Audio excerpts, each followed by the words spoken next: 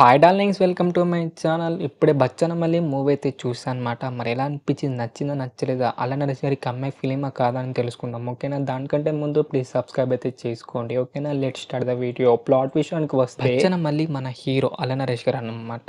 బేవర్స్‌గా తిరుగుకుంటా, గాలి ఏషాలేసుకుంటా, అలాగే మనకైతే చిల్లర చిల్లర ఏషాలేసుకుంటా కూడా మనకైతే ఉంటాడనమాట మన హీరో అయితే. మన హీరోయిన్ ఏమో ఇన్నోసెంట్ అనమాట. మరి వీళ్ళిద్దరు లవ్ చేసుకున్న తర్వాత ఏం జరిగింది? అసలు హీరో ఎందుకలా ఉన్నాడనేసి మూవీ యొక్క ప్లాట్ అన్నమాట. ప్లస్ పాయింట్స్ ఏంది? మైనస్ పాయింట్స్ ఏందని తెలుసుకుందాం. ఓకేనా? అండ్ ఫస్ట్ ప్లస్ పాయింట్ విషయానికొస్తే మన కళ్యాణ్ నరేష్ గారి భయ్య నెక్స్ట్ లెవెల్ అంటే నెక్స్ట్ లెవెల్ యాక్టింగ్ అయితే చింపేసి అవతల పడేసారనమాట. జీవించేసారని చెప్పుకోవాలి యాక్టింగ్ అయితే బచ్చన్‌మల్లిగా.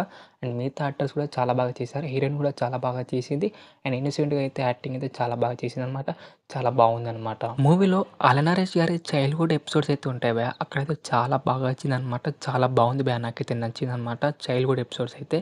అలాగే మాకైతే అక్కడైతే డైరెక్టర్ గారైతే చాలా బాగా తీశారు భయ్య. నాకైతే బాగా నచ్చింది. డైరెక్టర్ గారు రొటీన్ స్టోరీ రాసుకున్నా గానీ కొత్తగా అయితే తీసుకెళ్లారనమాట. అదైతే నాకైతే బాగా అయితే నచ్చిందనమాట. అండ్ కొన్ని కొన్ని ఎమోషనల్ సీన్స్ కూడా చాలా బాగా వర్కౌట్ అయింది. క్లైమాక్స్ కూడా చాలా బాగా వర్కౌట్ అయిందని చెప్పుకోవాలి. అండ్ చాలా బాగా తీశారు భయ్య మా డైరెక్టర్ గారైతే. అలాగే మాకైతే అల్ల నరేష్ గారు క్లైమాక్స్ సీన్ అయితే చింపేశారనమాట యాక్టింగ్ అయితే. సాంగ్స్ కూడా ఒకటే ఒక్క సాంగ్ అయితే నచ్చిందనమాట. బీజీఎం కూడా మనకైతే డీసెంట్‌గా అయితే అనిపించింది. అండ్ ప్రొడక్షన్ క్వాలిటీస్ అయితే చాలా బాగా ఖర్చు అయితే పెట్టారనమాట. ఇవే భయ్య ప్లస్ పాయింట్ విషయానికి వస్తే, మైనస్ పాయింట్ విషయానికి వస్తే డైరెక్టర్ గారైతే చాలా రొటీన్ స్టోరీ అయితే తీసుకున్నారనమాట. కొత్తగానే తీసినా గానీ రొటీన్‌గా అయితే అనిపిత్తది భయ్య అక్కడక్కడైతే మనకైతే. అలాగే మనకైతే సెకండ్ హాఫ్ అయితే టోటల్ అయితే స్లో నరేషన్ అయితే ఉంటదనమాట. ఇంట్రెస్టింగ్ స్క్రీన్ ప్లే అయితే అస్సలైతే ఉండదనమాట. మనకైతే బోర్ కొడతదనమాట సెకండ్ హాఫ్ అయితే. అలాగే మనకి సెకండ్ హాఫ్ అయితే సాంగ్స్ అయితే మనకైతే కరెక్ట్ అయిన ప్లేస్‌మెంట్ అయితే లేదనమాట.